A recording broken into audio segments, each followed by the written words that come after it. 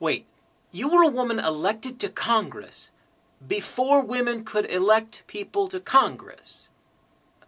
Wow.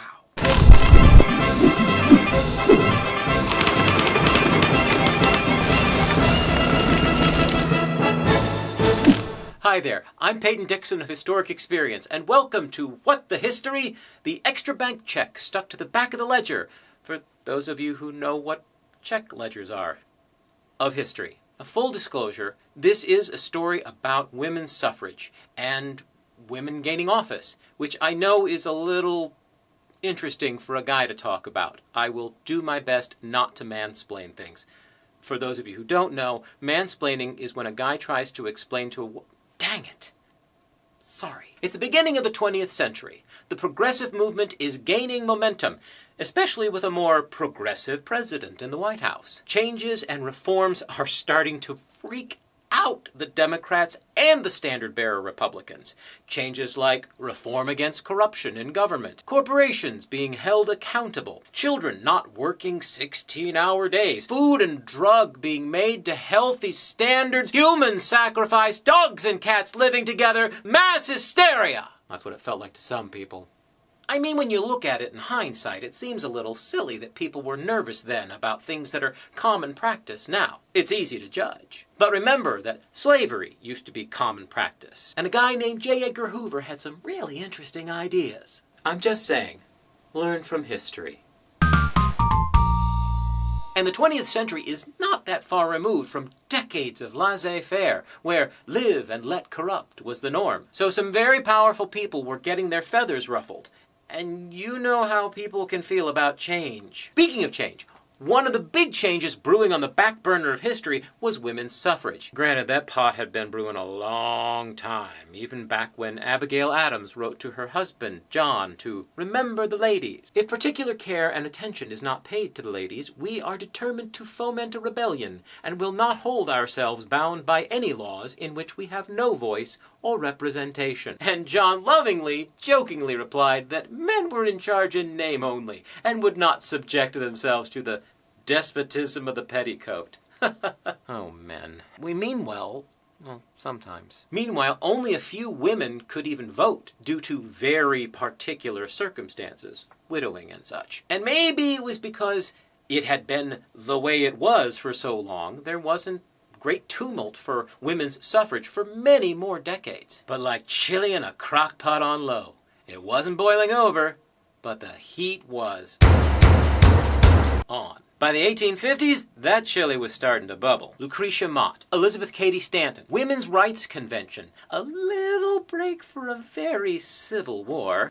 Back to work. Susan B. Anthony, American Equal Rights Association, Frederick Douglass, disagreement over the 15th Amendment, Victoria Woodhull declaring herself the first female candidate for the presidency, but not 35 at the time, and the pro-eugenics might not have helped, so no. Belva Ann Lockwood, the Equal Rights Party, Alice Paul, Jane Addams, Theodore Roosevelt in 1912, but not ready for that just yet. Sorry that was all a lot at once, but it's a very dense path, and I thought the last thing I needed to do there was mansplain.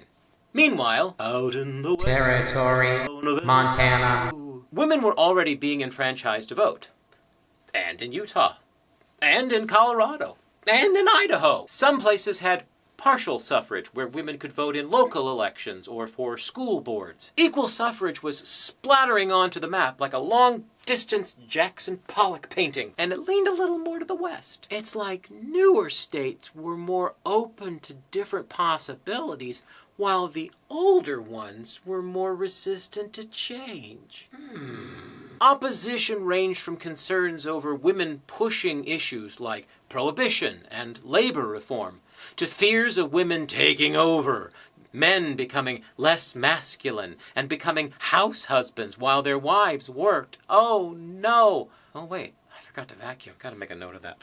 What? I like vacuuming. So by 1916, suffrage was a goal, but not without a lot of pushback. Parades, jeers, jailings. Some women had held local or state office, but again, this was mostly in the West, and sometimes prior to even statehood. In Montana, A woman named Jeanette Rankin, born and raised in the Treasure State, returned after working in New York, California, Washington State, and she aligned herself with the National American Women's Suffrage Association. Actually, she returned to Montana because there was talk of a suffrage bill being passed in 1910, which actually turned out to be a weird, elaborate hoax. But Rankin went to one of the state legislators and said, "Why don't we make it not a hoax?" She spoke before the Montana legislature for full enfranchisement, and in November 1914, Montana became the 7th state to approve full suffrage. Treasure State indeed. And with enthusiasm and success, when one of Montana's 2 House seats became attainable,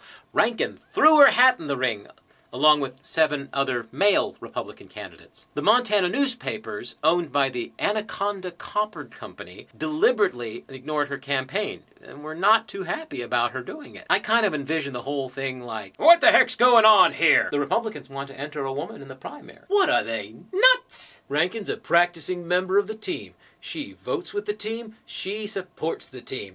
You check your rule book. I bet you can't find any rule that says a woman can't run for Congress. He's right. Ain't no rules that says a woman can't run for Congress. It's true. The framers worked extra hard to clarify that only men could vote in America, but they kind of forgot to say women couldn't run for office. Oop. Montana's House seats were at large. Basically, the entire state was one big spread out district. Basically like senators. 2 seats serve all. And Jeanette Rankin toured. She went all throughout the 4th largest state, sparsely populated, doing what was still relatively new in campaigning, actually meeting people. She went to suppers, train stations, street corners, all on a platform of suffrage, welfare, and prohibition. She connected with the Republicans and some Democrats. And she got the most votes of all the Republicans in the primary. And in the general, after 3 whole days of counting, Jeanette Rankin came in second. But both seats were open, which meant that she won that second seat. Rankin became the first woman to serve in Congress, possibly the most powerful woman in federal government, if you don't count the First Lady.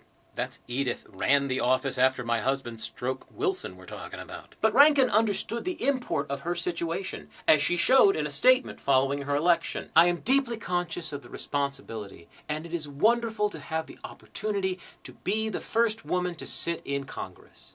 I will not only represent the women of Montana, but also the women of the country, and I have plenty of work cut out for me." And she did, from the beginning. Even the reporters pressed her with the important questions that you would probably guess they would ask a woman in Congress. Miss Rankin, could you tell us your favorite recipe? Miss Rankin, could you clarify what is your actual hair color? Miss Rankin, will you be marrying any of the suitors who have written you proposals through the mail?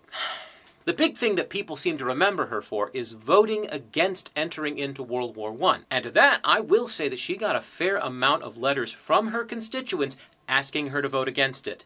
She also joined 49 other congressmen and stood by her vote. She also came down on the side of the Union against that powerful copper company in Montana. She personally investigated and called for improvements in working conditions for women at the Bureau of Printing and Engraving. And in 1917, she testified before the Senate Woman Suffrage Committee and endorsed California's John Edward Raker's suffrage proposal, which had the best chance of making its way onto the House floor. She opened debate on it, and the measure passed 274 to 136.